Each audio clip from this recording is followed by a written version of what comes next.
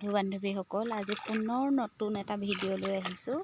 আজি পথাৰ প্ৰায় আমাৰ শেষ হ'বই হৈছে।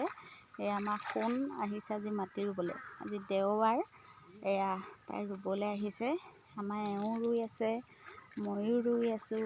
এইফালে আমাৰ ধুন্তি ৰখি আছে।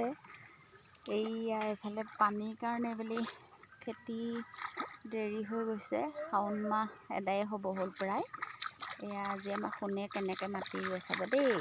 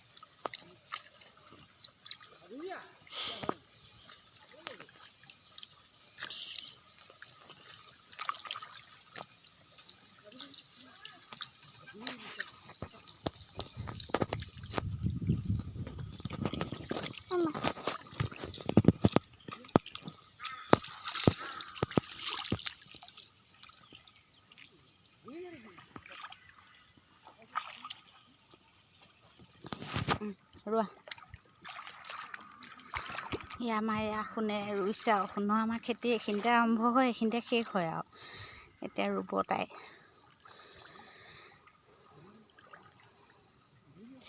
আজিকালি প্ৰায় গৰুহাল নাইকিয়াই হৈ গৈছে, ট্ৰেক্টৰেই হয়। এয়া এফালে গৰুহাল এখন বাই আছে। এইটো ট্ৰেক্টৰ যাবৰ কাৰণে বাট থৈছোঁ। এনেকৈ তেনেকৈ গৈ আমাৰ সেইফালে মাটি থাকি আহিছে, কাৰণ পানীৰ কাৰণে ৰুব পৰা বা হাল বাব পৰা নাছিলোঁ। সেইতেদি গৈ এইফালে আপোনাৰ ট্ৰেক্টৰ পাৰ হ'ব।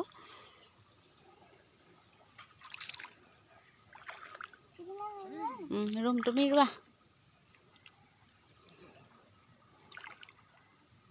ৰুইছে দেখা, গুছত কেইডালমান সৰহকৈ দিয়া। লগতে দেউতাকেও ৰুই আছে।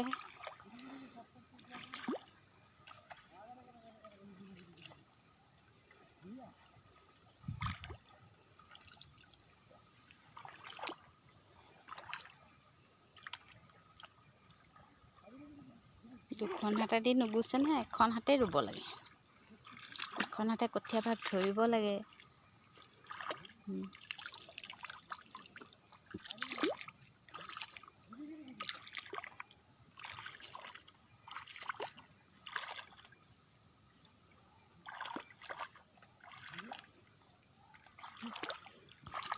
দেউতাকে একদম ধুনীয়াকৈ ৰুইছে, দেখিছেনে? একদম ধুনীয়া ৰোৱা, একদম খাৰা খাৰা।